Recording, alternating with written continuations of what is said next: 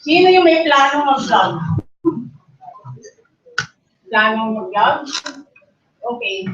Bakit tayo nag-vlog kayo? Teka. Ikaw, bakit ka nag-vlog? Ikaw! Ay, nag-vlog. Anything I want, yung express my opinions, my views, everything. Mga interested na topic. Gusto ko rin. Ikaw Nestor? Same thing with her. Sabi niya,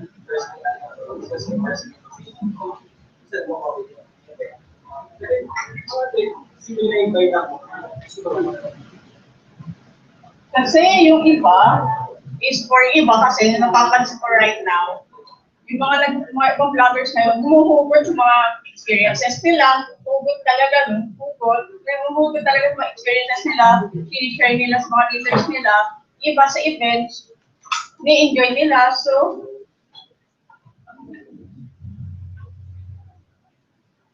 maraming klaseng niche from personal, music, lifestyle, food, maraming pagpipilian actually. Kasi ang kadalasan right now is that kung ano yung gusto lang nila, gusto nilang i-vlog. Kung gusto nila mag-food trip, i-vlog nila. So, maraming pagpipilian. Basta yung feel mo lang i-vlog siya, huwag mong pilitin. Kasi may iba napipilitan. Actually, nasa napapansin ko right now, napipilitan lang sila dahil na-invite lang sila or kailangan talaga compulsory. Hindi naman compulsory, pero na-invite lang sila. So, etong quote na to, actually, 2 years ago, nakita ko to sa isang comment, sa isang blog post, controversial na blog post. Huwag niyo tanong sa akin kay Nino. Ko lang to. Nakita ko lang to. Totally, totoo lang Ito sinabi niya, kaya gusto niya mag-vlog natin sa freebie salute ba sa VIP perks. Actually, hindi naman sa ako may nakukuha kong perks, pero hindi ko siya, pag may dumadating sa amin sa bahay ng tokens or mga invites, mga regalo, nakatampak lang sa kwarto ko. Ko lang, pinamimigay ko lang sa mga kapatid ko, sa mom ko. Pero eto, dahil gusto lang niya mag-vlog, ako yung controversial na vlogger to Huwag niyong tanong sa akin, babae, lalaki ko. Pero eto, nakikita ko to, enjoy niya. Hindi niya binablog yung event, pupunta siya, pero etong sinabi niya, I love vlogging because of the previous VIP perks. Hindi dapat gano'n kasi pagpa-vlog. Kasi, vlogging is a passion yung gusto mong i-share sa yung experiences mo, lahat ng gusto mong sabihin mo sa vlog mo, at ma-appreciate ng readers mo yung gusto mong sabihin So, eto, ang dami nagtatanong sa akin. For the past 4 years, nag-vlog ako, pero 2 years ago, medyo nag-active konti ako sa pag-attend ng events kasi meron kumukontak sa akin, nag-email sa akin, nag-message sa akin na, "Uy, Melanie, invite ka namin, pwede ka pa sa ganitong araw, ganito ganyan." Sabi ko, check ko schedule ko, ina-attendan ko. Kasi nakakahiya minsan pag hindi mo attendan i-re-reject mo, hindi ka minsan i-kontakin So,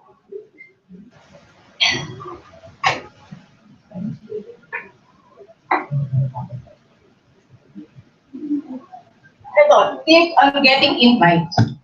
Kasi right now, for the past a year and a half, may hawak akong client, a big client, nagmihingi siya sa akin ng list ng vloggers. So, ang ginagawa ko, nagpapasign up ako, and then, ako mismo nagpo-profile, ako mismo minsan ako ang nag-check kung bawat isa ng vloggers, kung maganda yung vlog, kung nagka-copy paste ba, kung nag-gate crash ba.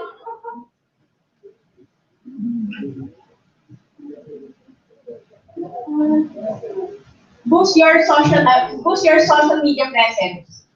Ito, napansin ko lang to kahapon. Kung sino yung press release sa Facebook, may nakita kayong post regarding sa 30,000 na followers. Tinake ko yung profile ng newbie. Sakto kahapon kasi nag-check ako ng list ko ng vloggers para sa isang event ng client ko. Nung pagkita ko, newbie siya, pag-check ko sa profile, yung stats ko, uy, newbie to, bakit 30,000? Pag-check ko, wala pala siyang Facebook page.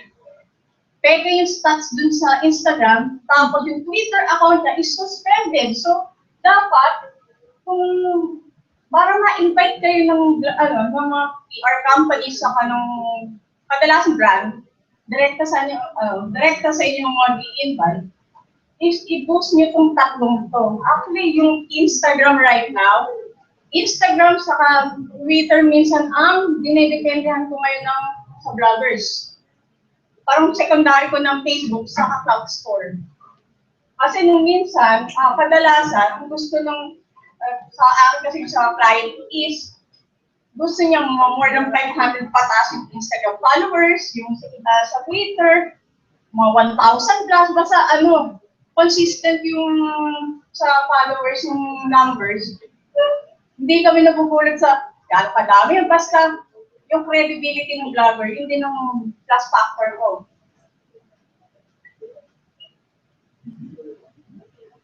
Eto, do's and don'ts in attending events. Ako, marami na ako naririnig, pero I keep my mouth shut.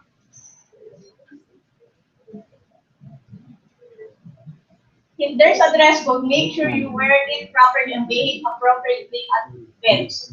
Ito, marami ako na-encounter. Minsan, sumusuot na lang ako, hindi ko inaanong sa nasan ako. Magugulat na lang sila, nandun ako sa events. Minsan yung dress code, magugulat ako, meron naka-short, may naka-sandals lang, may naka-sandal, minsan. Nagugulat na lang sa may dress code, bakit ang ganyan ka? Ginagano ko minsan. Minsan nakasasabi ako, ba't ang ganyan ka? May dress code, ganito ganyan. Be conscious of time when attending event. If there's unforeseen circumstances need to cancel or can make it on time, inform the organizer ahead of time and apologize. Ito, may na-encounter ako a week ago. Tinulungan ko yung partner ko sa vlog, si Ian, sa Sky Cable. Pag, tinanong ko yung vlogger, kung newbie vlogger ito, tinanong ko kung a-attend. Kasi ako, tinutulungan ko lang. So, sabi ko, be on time, sabihin kung i-attend. Magulat-gulat na lang ako. So, ilang vloggers na dumating, ganito ganyan. Sinabi sa akin sa event. Hindi umating yung vlogger, kesyo, hindi sa akin sinabi ahead of time. Sabi ko, sana nagsabi ka sa akin on time, ahead of time, kung hindi ka attend, para may alternatives kami. May magawa namin ng paraan. Nakakahiya din sa nag-invite sa'yo. So, dapat, pag hindi ka sure, huwag ka na umattend. Pero kung sigurado ka, mag-RSVP ka na. Kasi, yan ang nagiging problema padalang sa ibang vloggers na urong sulong. Minsan magugulat na lang ako, umating ka pala. Kala ko na, nag-cancel ka na. So, dapat, sigurado kang a-attend. Nakakumit ka na, tapos bigla ka mag-cancel, nakakahiya din sa PR. Magkakaroon ng agam-agam yung PR na, ay, hindi ko na mapatinan to dahil, nag-cancel na sa akin. Observe the rules of the establishments where the events are being held. Ito, na-encounter ko lang po recently. Nanonood kami ng isang screening. 5 minutes. 5 minutes. 5 minutes. Observe the, eto, na-encounter ko to, sa akin, nakita kong, sinabi namin may house rules, pag kita ko, nag-take ng pictures habang ng movie screening. Hindi ko lang nasabihan yung newbie, then sabi ko, nakakahiya, nanonood ako, biglang nag-ticket ng camera. So, is there's a certain task to do during the event, you have to comply with it. Dapat ito, importante rin to. Kasi minsan hinahanapan ako sa client ko, hinahanapan ako ng inputs. Kung nag-post ba sa Instagram, nag-tweet ba, nag-post ba sa Facebook page, hinahan rin sa akin to. Don't gate crash event just because you want to be in among your blogger friends or misrepresent others. Ito, nangyari sa akin to 3 beses. Ginamit ang pangalan ko. 2 tao lang gumawa sa akin. Isang lalaki, isang babae. Akala mo PR siguro is that ako yun. Ayan. Ay. Nakaano na sa akin to eh. Yung 2 tao na yun, I have to verify it sa PR kasi nadamit pangalan ko, without knowing, nagulat na lang ako, sinabihan ako, Melanie, ginamit yung pangalan mo sa events dahil may nag-gate track, ginamit yung pangalan mo. Huwag niyong gagawin yun kasi magiging wrong, magiging ibang impression sa inyo ng PR. Gagamit kayo ng ibang pangalan para makapasok sa event, may na-encounter na ako one time. Don't bring +1 unless the organizer told you beforehand. Ito talaga ang hindi, pag sinabi walang +1, walang +1. Unless, nakiusap ka sa PR. Na, pwede ko dalhin anak ko, or kung pwede ko dalhin kapatid ko, para may kasama ko. Ito minsan, ito nagiging problema kung may nagpa+1, nagugulat na lang ako. Don't demand too much when you receive tokens. PR firms and brand appreciate the fresh blood for their events. Ito, meron ako narinig lang. Nag-demand ng tokens, nakita may tokens yung humihirit pa. Don't extend invite to others unless stated or have asked permission from the PR or organizers. Ito, talagang hindi talaga, kung invite mo talaga, huwag mong i-extend sa iba. Dahil minsan iba nagpipishing, may nag-ano na, i-spy na, ay, in-event ka, puntahan ko, ako na lang proxy sa'yo, invite mo yun huwag mo nang i-extend sa iba. Ito ang nagiging problema ko ngayon. Pag atin ng events, merong link, minsan, dapat professional kayo kasi iba ang tingin ng vloggers kami sa tao lang. Kaya, ang maipapayo ko lang sa ibang vloggers, saka yung plano mag-vlog, pag nag-commit kayo sa event, invite ka na, kailangan mag-comply 1 week before ng event, may post ka na para ma-invite ka ulit. Yun ang ma-invite ka ulit para ma-invite ka ulit sa mga events nila, sa ibang events nila. Ito dapat ang tandaan nyo, hindi professional. Kasi may mga naririnig lang ako, nandit, may dalang may +1, ganito, ganyan. Maraming factors para mawalan kayo ng invites Yun, thank you sa pagkikinig sa akin. No? We're open for 2 questions for Melanie. Sure. Please. Good morning, Melanie. Yes. This is the question. The situation is I'm the one that is the +1. And I discovered that the original invites and the other bloggers, they have their own personal altercations, and they brought down the altercation into their midst of the events. And the other one, the blogger, even approached the personal PR of the events. So it's the blogger's issues, as well as the professionalism of the blogger itself that's going to be in question there. And the two of us were apprehended. Thank you. I'm just the +1 now. Kasi, ang kadalasan kasi, wala talagang +1 unless nakiusap ka sa PR na pwede akong magdala. Kasi, kailangan ahead of time, sasabihin mo yun. Sasabihin mo Unless it was yun. indicated by the others. O tapos kung may proxy, kailangan i-inform mo sino. Kasi, dito magugulat na lang sila lang, ay, proxy ka pala ni ganito. Ba't hindi sa amin sinanggap? Ahead of time, sasabihin mo. Minsan ginagawa ko ng method na lalasa. Pag may papaproxy, may inform sila. Yes. Any, sir, last one? Make it short and now. Sabi ko yung proxy. Yes, yung several devices of the company mo.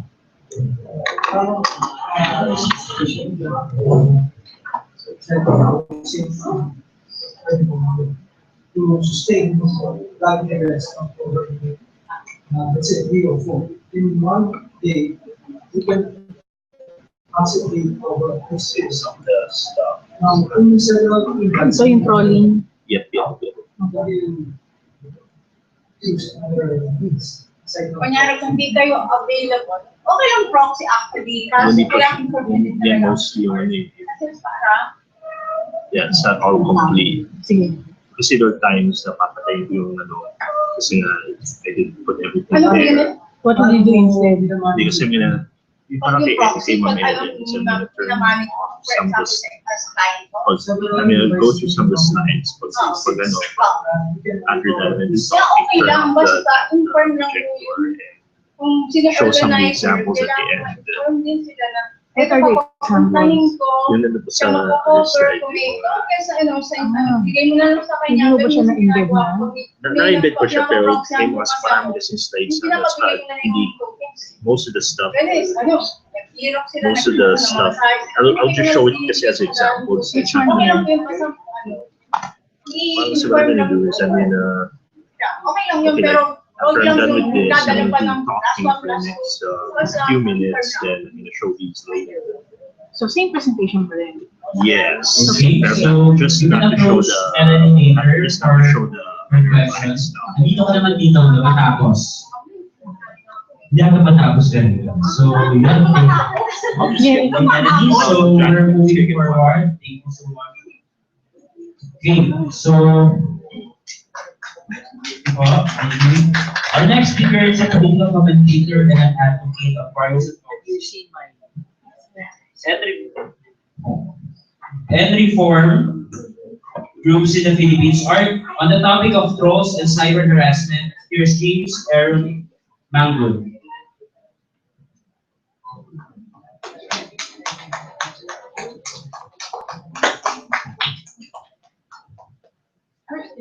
Yeah, I'm here. Hello.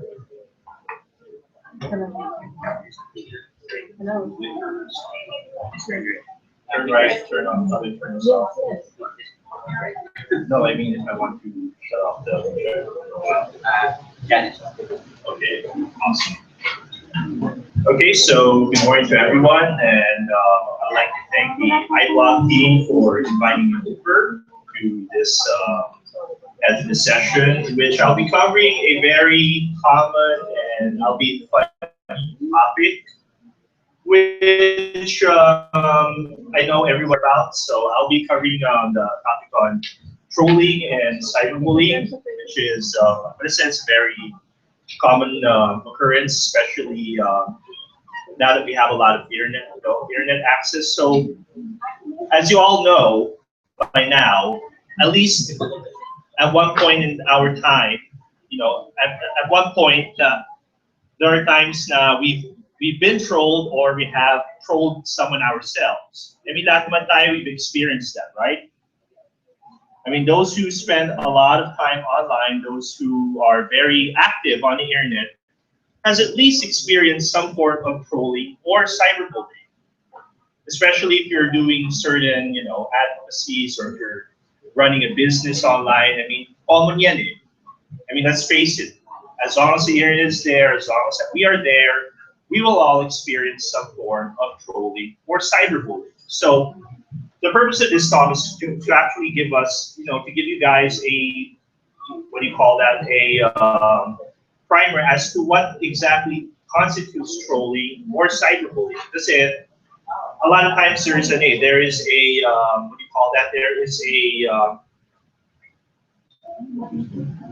a distinction between the two. There's actually a thin line between what is considered as trolling or what is considered as cyberbullying. So what exactly is trolling? Okay, let's go to the definitions. Okay, so as you know, internet trolling, to use a more simpler definition, is basically posting comments or invading threads for the sake of getting responses that are they're least desired, or to put it even more simply, it's basically invading threads or going to comments para lamang asar, just to piss people off or just to, yeah, I mean, that's what trolling is all about. I mean, you go into a thread, you make some derogatory remarks or yung mga asar ka lang just because you like pissing people off, diba? Which is what trolling is. And it's said that the word trolling comes from it's actually a method of fishing that they use where they lay, those long lines just to catch a lot of fish. Kasi that's what trolling is. You try to put something out there, you put a very offensive comment or siguro pangit ka or something like that, para lang mainis sila. You try to attract their attention. Cyberbullying naman, on the other hand, is typically a form of harassment or a form of intimidation, and it's usually done to either threaten or to intimidate certain people or groups into, for a variety of reasons, which I'll go through in a bit. Okay, so like what I said earlier, there is a thin line between trolling and cyberbullying. Kasi a lot of people don't make the distinction in. Most people think it could be trolling, or some people think that porket nagtutroll lang is cyberbullying na. That's why there is, it's pretty subjective. Kasi what could be offensive to one could be completely harmless to another. Like if you say pangit ka, if you say to me, okay lang, kasi I don't give a damn. But for some others, baka they might kill themselves. And yeah, that has actually happened, where people commit suicide because of trolling, or if somebody says na, hahanapin kita, I'm gonna find you and I'm gonna shut you up. And yes, that has happened. Pwedeng wala lang sa iyo, pero for some people, they think that this guy is after me, or this nutcase, or this dumb person is after me. So what exactly constitutes trolling? What constitutes cyberbullying? Okay, so trolling, like what I said earlier, the purpose of trolling is basically to get attention. You post an offensive comment, or you just tease or insult people for the sake of trying to elicit a response, to get a response and to get people pissed off. That's what trolling is. Okay, so basically these could be just random. They go into threads, they make comments, or they just piss people off. Because for them it's fun. Kumbaga masarap ang asar ng tao. Sometimes they derail discussions. Like for example, you're on a Facebook, you have a Facebook thread. Mostly common to sa mga political threads, where you will see people talking about politics, let's say sa Twitter or sa Facebook, and all of a sudden may mga papasok and they're just gonna add nonsense comments, just to annoy all the people talking. Yes, that does happen a lot. I mean, especially on Twitter, I mean, for those that are active on Twitter, you've probably experienced this a lot. Now you talk amongst yourselves or amongst users or your friends, and bigla na lang may papasok, and they're just there just to harass everyone. Okay, and yes, one of their common tirada nila, they usually throw regular insults, like pangit ka, or bobo ka, or tanga, idiot, you're stupid, you're fat. Yeah, technique ng trolls yun. They'll just throw some stuff out there just for the sake of, para na mainis ka, or we will attack your page and we're gonna troll your page to death and report it. Para lang just to piss people off. Kasi that's what makes them happy. Papaligaya sa kanila. That's where they find pleasures, through annoying and getting negative responses from people. Another thing is that another technique they use when it comes to certain topics, they would usually derail topic by throwing irrational counter responses. Like, for example, they thread let's say politics. Yeah, they would use platforms to yeah, trolls do that a lot, especially some news comments, let's say Inquirer or Rapper, marami yan. they usually just come in there just to sow discord and piss people off, which is what trolls are. Or and another thing is that they're not even involved, or they don't even have a place in the thread. Bigla na lang sa papasok. It's like, what the hell are you doing here? Do I even know you?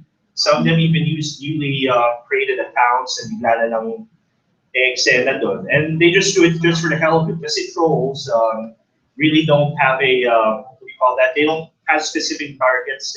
Now, there are some that do, and I'll go to that later. I'll give some examples. Feral trolls, mananginis lang yan. They just go into threads, just, ruin it, or what internet moderators call flaming, para lang manginis, para just to get people riled up, and they'll laugh at it, okay? Now, what about cyberbullying? Okay, don't cyberbullying, this is a bit more serious, because this is actually more, I would say, sinister. Kasi here, it's not just simply pissing people off for the fun of it. This is where people really get offensive, and they have specific targets. So what does constitute as cyberbullying? Okay, so intimidates and harasses people. Okay, usually may specific na target yan, whether a group or a person or a specific, specific specific target yan. They usually would issue insulting, very derogatory, develop insults, okay? And another tactic they use is that they try to post private information. Yung mga information na hindi naman alam ng tao. They try to, about you or about the target, they try to post this, these information na, alam mo yan, he sleeps with different people, or she's a slut, yung mga ganon. Or they would post pictures that are incriminating. Yes, that does happen. And sometimes they would engage in black propaganda na parang sisiraan nila yung tao or yung grupo because they have their, they have their agenda. And yes, they do make threats, and they try to be intimidating. Yung mga ganyan, pupuntahan kita, or I'm gonna kill you if you keep posting this. In fact, I have a few examples here. If you want to see a visual of what trolling and cyberbullying is, they have certain examples. I didn't bother covering their faces because they deserve it anyway. So if you encounter these people and these malicious groups, these are trolls, and please avoid them. Okay, kilala ko yun. Meron pa. Punta ka din! Kilala ko rin yung mga... Kilala ko yan. Also, so it seems like sa example ko, marami nakakilala sa mga yan. Siguro you've been trolled by them or been annoyed by them. So at least then you have an example of how or who these people are. Okay? So if you notice sa kabila, unlike dito sa cyberbullying, kaya nilagay siya, kasi if you notice, may threat papatayin kita, or I will, sino gusto pumatay sa admin na to, or in this case, wala namang threat, pero sinabi niya na, I hope they all die. Kasi when you say, go kill yourself, or I want you to hang yourself, that's considered cyberbullying. And there are some cases in the Western world na people were trolled, na sinabihan nila na, go kill yourself, and they actually did. And I can send you some of the materials by request. It happened. Okay, so what are their motives? Okay, so if you notice, may mga motive, people troll, although there is a consensus, a study na the reason why people troll is because they have the dark tetrad, yung narcissistic sila, or may problema sila sa pag-iisip, they want to seek attention, they think that, no. But there are actually other reasons. And based on the experience ko and the experience of some of you, which I know you probably still remember, although I don't want to invoke those nightmares, that it could be as simple as, seeking attention, which is what trolls do, because they have the dark tetrad. Some of them actually also engage in yung tinatawag na ACDC, bayaran. In fact, there are people who do that for commercial or political reasons, and some people are actually paid Kasi lalo na ngayon, Christmas na, and, a lot of people need money to buy food and parole, so they want to make sure that they're on the payroll. So yeah, they engage in trolling. Okay, so another tactic that they use is blackmail. Na parang they try to intimidate people into paying them, or if their principal pays them and says, "Uy, siraan mo to," or pag hindi mo tinigil to, ilalabas ko lahat ng mga secret news mo or yung mga scandal mo. And yeah, that actually can and has happened. And yes, that is a form of cyberbullying. So yeah, these are just some of the reasons, but although it's not the paid part is not common, but yes, it is a thriving business. In fact, in China, they have what is called a 50-cent army, where they pay people to make comments on threads that are favorable to the government. Here, hindi lang threads, blog posts and pages pa. And they even create numerous Twitter accounts. So yeah, that's pretty much it for for this particular topic. If you want me to send you guys the complete slides, I will be more than glad to do that. I'll just give me your email address and I'll send a presentation. Okay, so any questions or yes? Hi. Yes, hi. The question is, how do you handle the trolling in cyberbullying? Very good question. Actually, there are many ways of handling it. Although the reason why hindi ko siya pinover dito kasi it'll take me probably 2 hours to handle the whole, to go through the entire conversation. Usually, the most basic way of handling them is to block them. Kasi there are times talaga na makikita mo troll na eh. I mean, kita mo lang sa profile na kagagawa pa lang. And usually babae pa, or minsan transvestite pa. Kagagawa pa lang, minsan claim na lumad daw. Kahit hindi. Yung taga Singapore naman pala.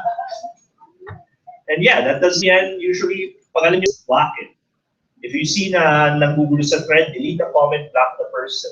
Now, what if, for example, naging sobrang insistent yung tao? Kasi that does happen na parang nangungulit talaga, minsan may mga kagugaw na insert themselves into threads. Paano pa ganon?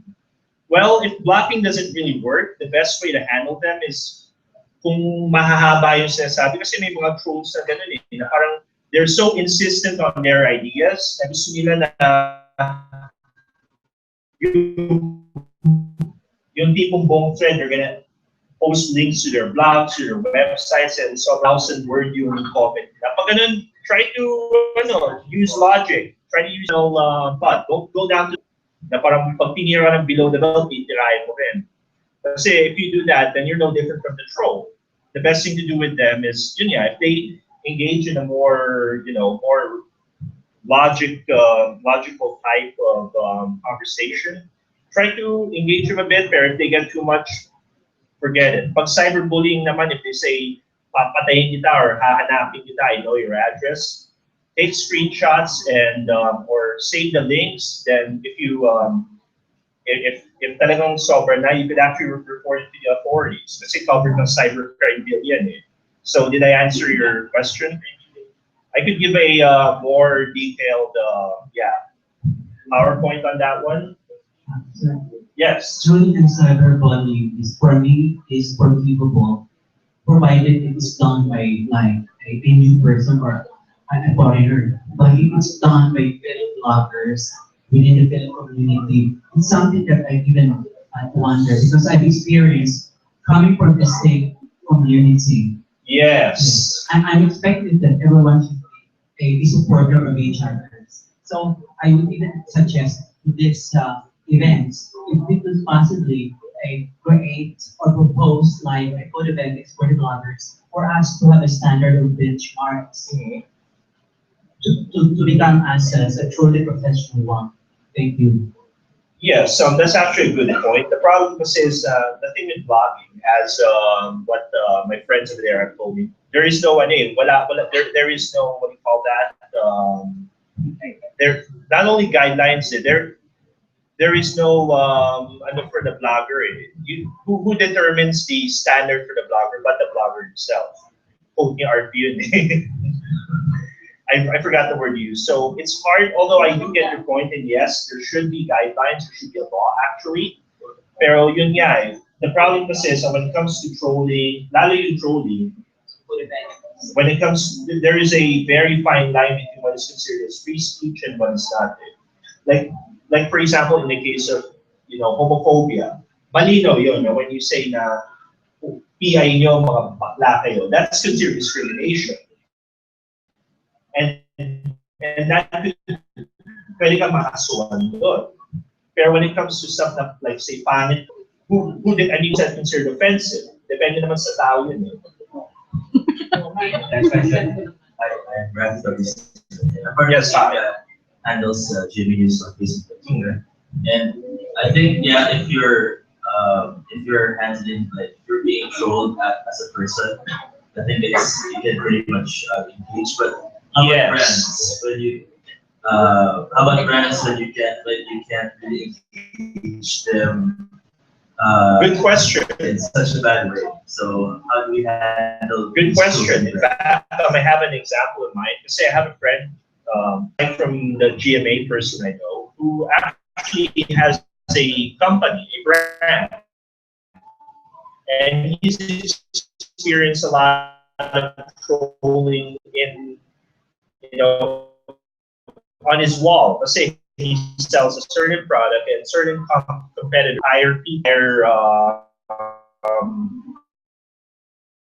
brand, and that person came to me, sabi niya, Tol, paano to? How do I deal with this? Paningira na talaga. That sobrang sabaw yan. They would usually give crappy interviews on crappy reviews about the product, and it's deliberately done.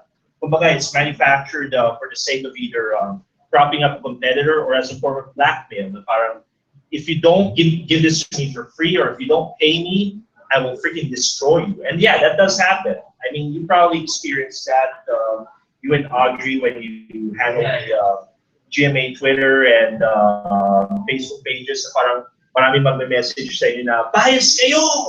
Or mga bayang kayo! Puro aldag yung intellectual na bansa. And yeah, in social media, common yun eh.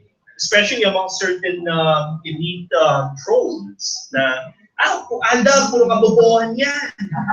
And some of them are actually being paid by a certain station to do that. I know for a fact, kasi kilala ko yung mga nag-troll din. One of the things I usually would advise people when it comes to business, although I won't give specific advice to say that's proprietary, is that when it comes to, pag titira na yung facts niyo or product, when it comes to bad information, you always have to fight it with good information. Parang, for example, may product ka, sinisira ng mga trolls.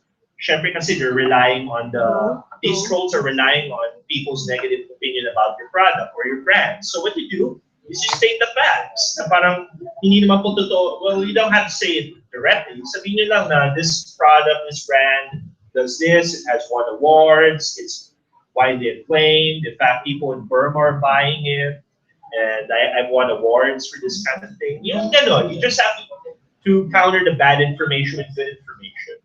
Now, as to how to specifically do it, I could teach it to you in, privately, but yeah, that's just basically general information.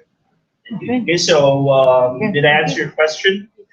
Okay, thank you, James. So for those who want to ask questions, there's the black ones too. Yes, Thank you. Thank you, James. Thank you. Okay, so our next speaker is a blogger and the anchor of EWIJ 882 AM radio show about internet partners of private consultant on the truths about food blogging. Here's Mr. Arpee Lazaro.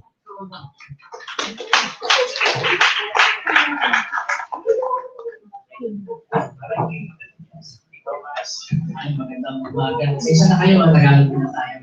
I'll be making a little light. My name is Arpee. May gabi, alas 2, alas 7, alas 11 na gabi. Right. Yun, we're talking about, I started out as a food blogger. Like many of you siguro na nag-vlog, you start out with life. Gusto mo, pag-usapan, you wanna talk about, you wanna write about the things na alam mo, you know very well, yung wala kang kaaway. So you start with food. Because everybody loves food, di ba? Sino ba ito ng pagkain? Hindi kayo mag-aaway sa pagkain sa taste lang o pinag-aaway yun. But it's not something to fight over. So siguro everybody has a favorite food blog. You know, everybody's like to watch the pictures. Just to start off, what makes a food blog successful? For starters, ang daming food bloggers. Most of the bloggers who start with food. It's a very innocuous topic. It's pleasant, diba? So, but for some of those that are really successful, what makes them successful? Unang-una sila palagi yung they're the people that when you read, you know that this is the most in restaurant. Remember the cronut? Does anybody here remember the cronut? I hated that thing. I seriously hated the cronut. Pero, vloggers ang nagpasikat yun eh. Kasi nakikita ng tao sa mga vloggers, uy, bago pala ito, pasal ng donut or something. So, alam nila kung ano yung hit, alam nila kung ano yung una. And then when you read it in the vlogs, tendency to go to the stores and try it out for yourself. That's how they get authority. And of course, syempre, good writing. I think in any blog, whether it's political or good writing is always important because it has to be engaging. So magbasa, parang hindi ka nagbabasa ng assignment ko. So magbasa, matatawa ka, matutuwa ka.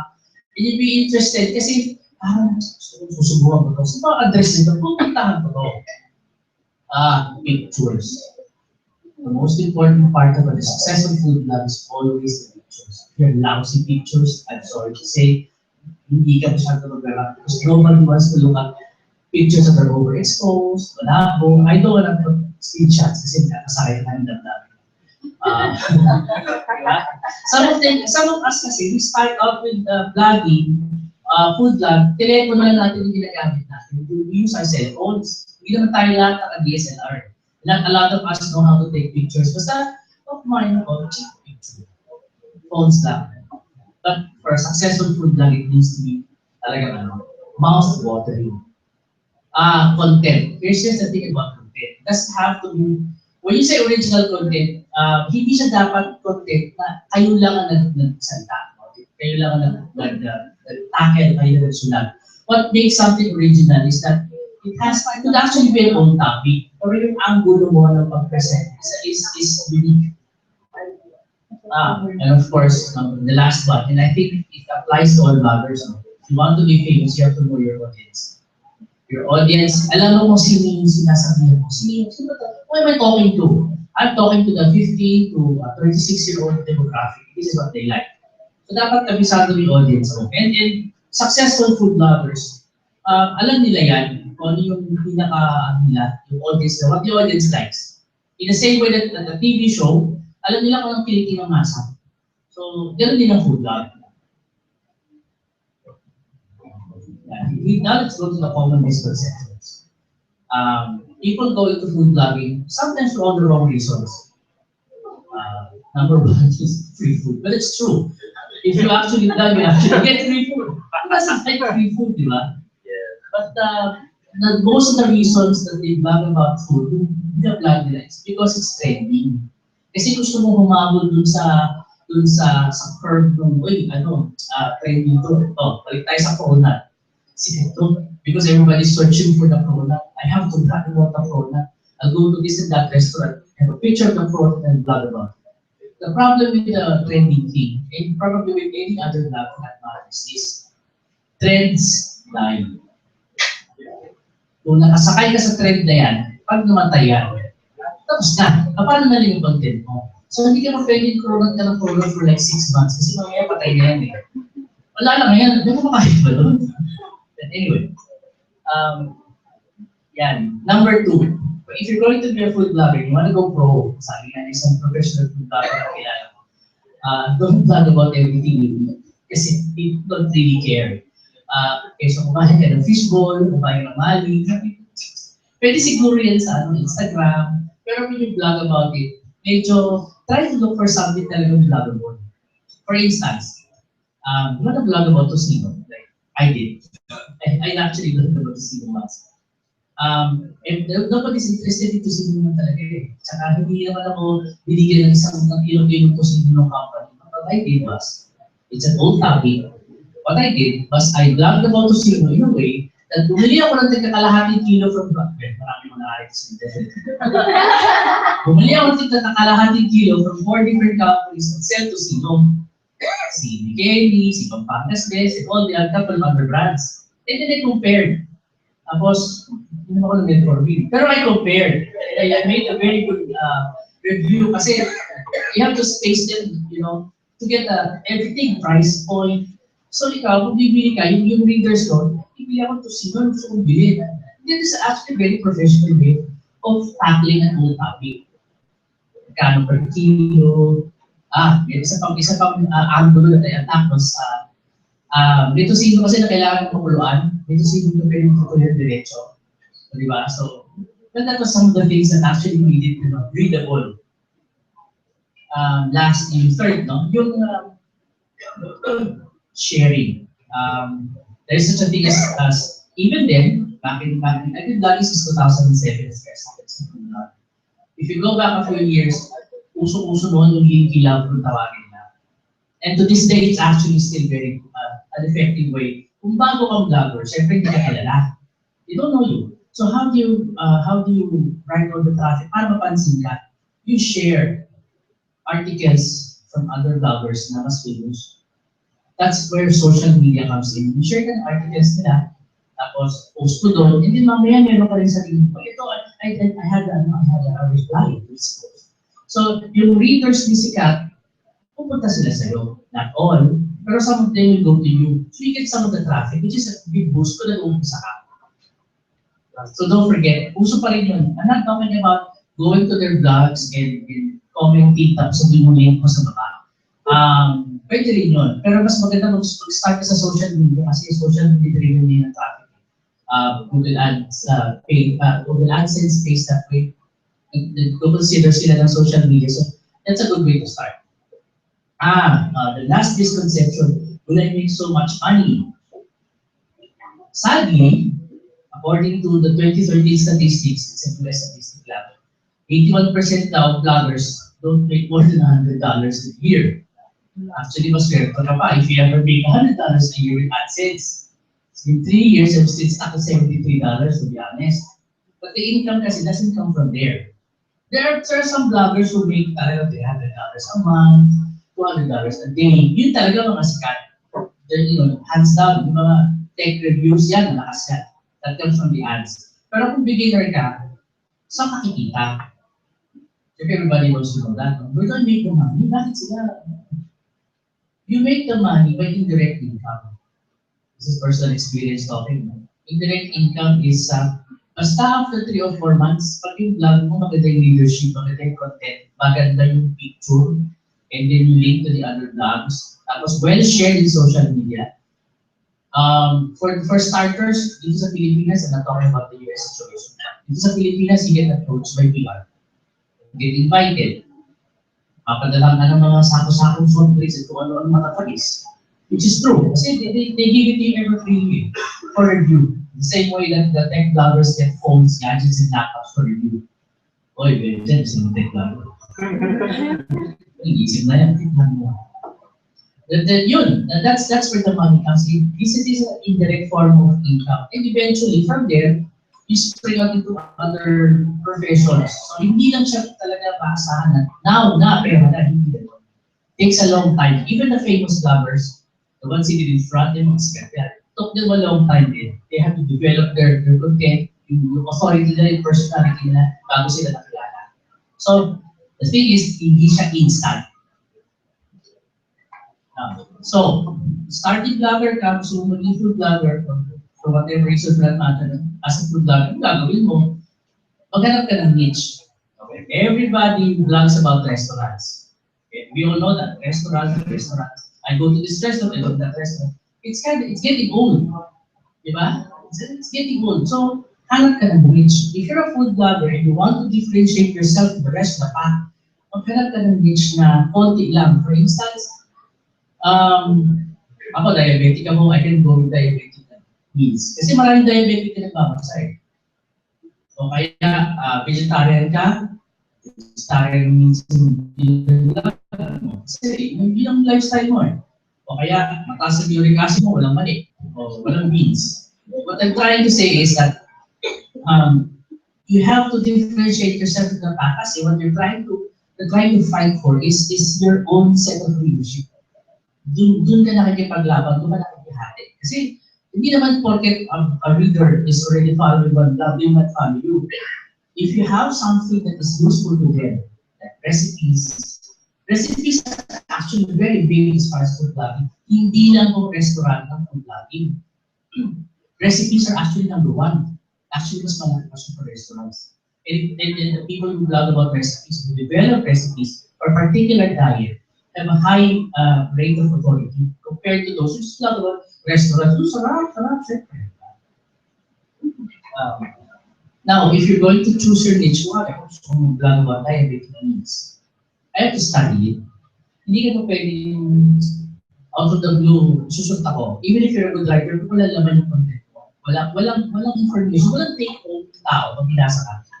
Wala rin eh. You just fluff online. Just part of the, So, you want to be a successful food blogger, you study your niche, pag-aralan mo talaga.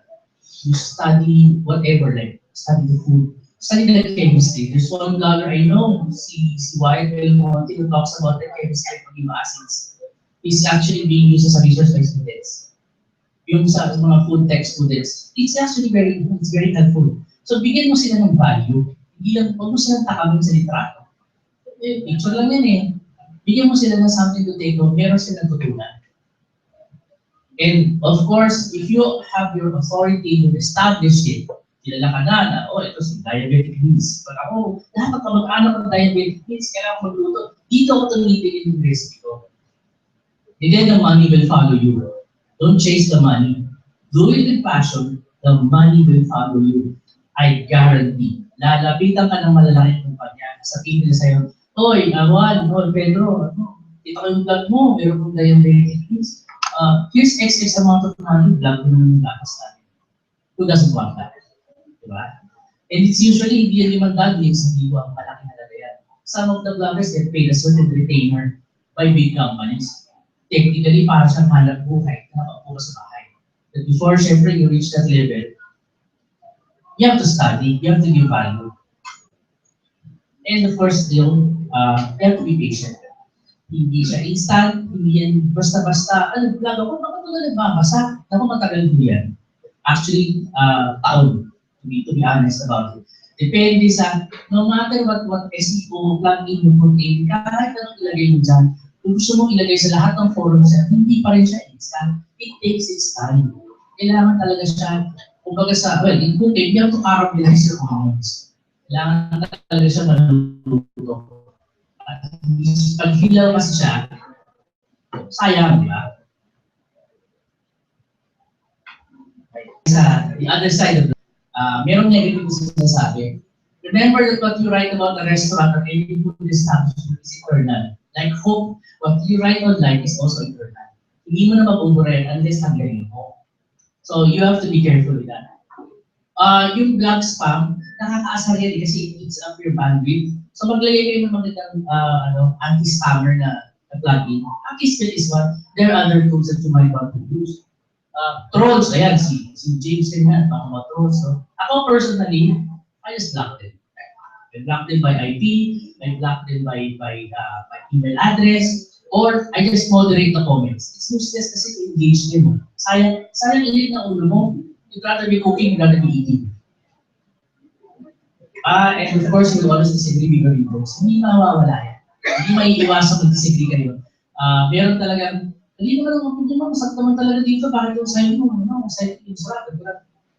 It's expected. Don't lose your cool, just be nice about it, and agree to disagree. Lastly, in summary, ito yung mga do's and don'ts. Number one, sabi ko kayo, find your niche. Kasi marami na tayo masyado. Maghanap ka ng niche na ikaw lang. Yung audience mo, pag nahuli mo yan, nurture mo sila. kung ano yung gusto nila, makinig ka sa comments natin, just keep giving them what they want. And of course, yung, ito is very important. We will always have offers. If you're a food blogger, you offer to, if you're offered to blog about a shoe, parang di ata, pasok sa food blogging yung sapatos. So, it-tease ka ng konti. Kung talagang yung maging successful sa vlog mo, iwasan mo muna yun. Don't go with anything na against sa vlog mo. Kung ano ka, kung if you vlog about health, vlog is video. Ito, biniyara ka pa. Ikaw din na masisira kasi tao niyan eh. Madali lang sira yung reputation eh. Pero to build it takes years. And the don'ts. Okay, copy-paste. Kuha ng press release. Copy-paste. Isip-isip din. Yung hodgepodge, just because trading siya, gagawa ka ng connect. Trading yung aldab, but I like to write photos. Paano ko connect? Kung pilit. Stay with your niche kasi nandun na success mo. And never engage the trolls. Sayang ang panahon mo. Yun. So, well, and that's it. Thank you. Guys, we're going to one question na lang before we take our break. 1 or 2? Two more. Hanggang 2 lang ha, 2 lang ha. Nandun, makakilala ko. Tanong mo kayo. Makakilala ko dun. Yes, go ahead. Good morning. Good morning. Shooting that kind of food, you have critics ka. I'm sorry, can you say that again? May mga critics ka. Ang mga critics mo, kasi share. How can That's a good question. Ako kasi I'm not a chef and I write about food. So pag meron akong nandun sa akin, nag-complain, that's wrong. You know, cuisine is not always red, Marila. And I say, cuisine is hotdog should be red. Hindi mali ka. Be proud na hotdog. You learn from that experience, especially if the person is saying, that's one. If you feel you're wrong, research it, study it, and then admit that you're wrong, mali, and then make the necessary correction.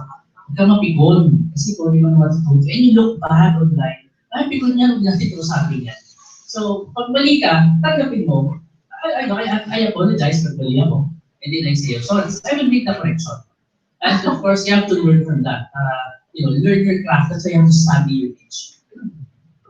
Good morning, sir. Yes, good morning. This time, let's say you were invited into this big then suddenly, pagka-taste mo po, talagang sa puso mo, hindi masarap. How will you? I think I'm sa akin. Recently. Or sa paano yung something or they expect na, Yeah. Otherwise, you will lose access. How do you Okay. I'm going back to our question, then we will connect that to yours. Kasi yung ganito, yung original premise ko for successful food blog, that is under the assumption na hindi ka, excuse me for saying, eventologist. You don't just blog about events. You want to be a successful food blogger. Now, with that assumption in mind, yung sinasabi niya na hindi masarap. Ako ang ginawa ko, like very recently, buffet. Pero yung kayo sabihin sa house, ito hindi pa nangyari. Mas di ba? So, alam mo, I went back sa sabi ko kay PR, sabi ko kay PR, kasi hindi ko alam paano ito susulat. So, parang nasa mga. And that is honest opinion. Criticism is the breakfast of champions. Gusto ng restaurant owner yan. Pero ayaw nila makita sa vlog ko. Sabihin mo ng diretso. So they can make the necessary. And then bumalik ka. I know it. Okay lang yun.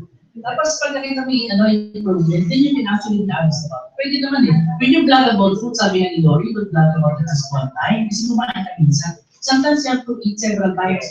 Morning, lunch, dinner, break. Tapos, next week. Diba? Okay lang yun. Ganun naman eh. So yun. For you to get that honest already. And as far as the PR is concerned, pag hindi talaga pwede, kausapin mo sa PR, mabait mo naman. Actually very nice and easy to talk. Okay, so we would like to ask Melanie and James to join our here on stage. Para recognition na. Melanie, join ka rito and James. May ako kumain. Wala si James. Lumabas lang po. So, Melanie and Arpee. Sir. On behalf of the Picture, picture.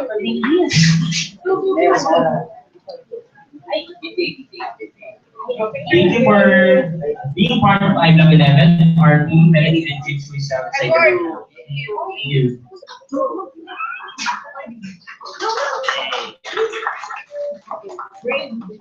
Okay, so the time now is 11:45. Ay, sorry, 10:45.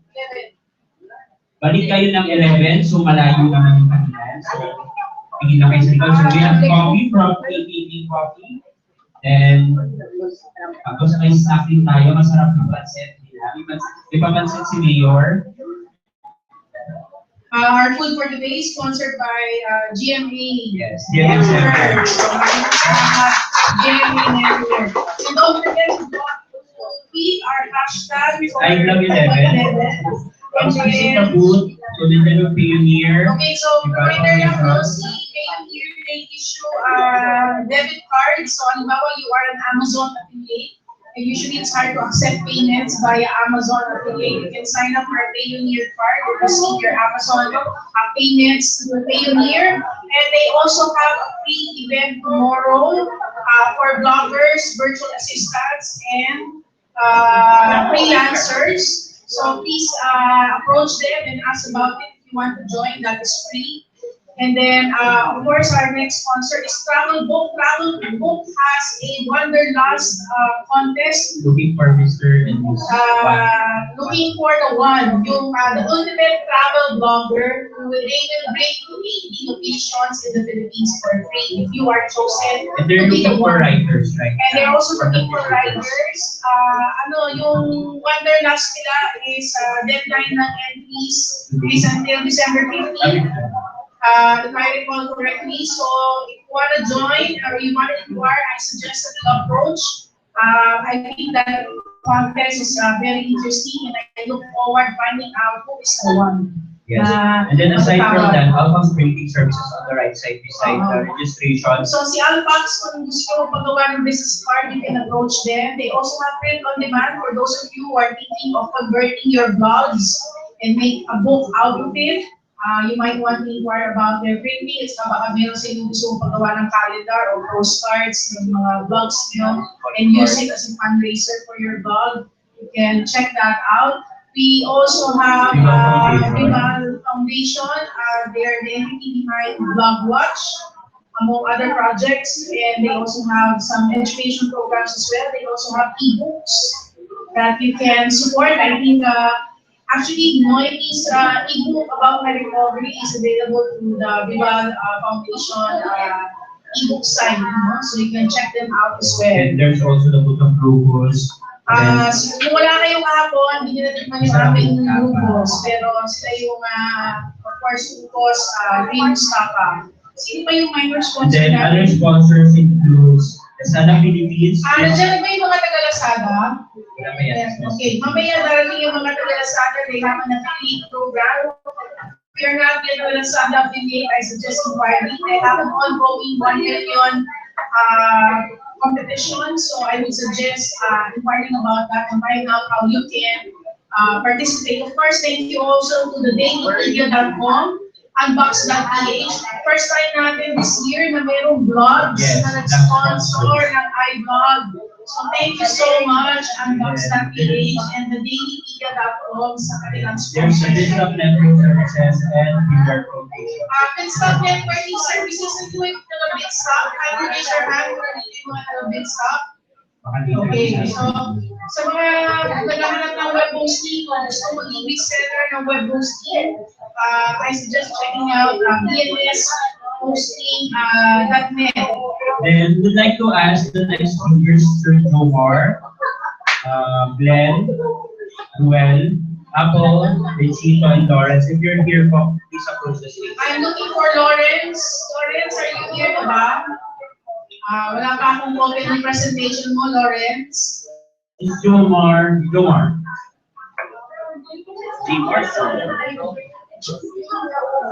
then of course, AKK Coffee by Brian Norris. Thank you so much. Brian Norris is a well-known designer and he advocates for a lot of things, and one of which certain project is AKK.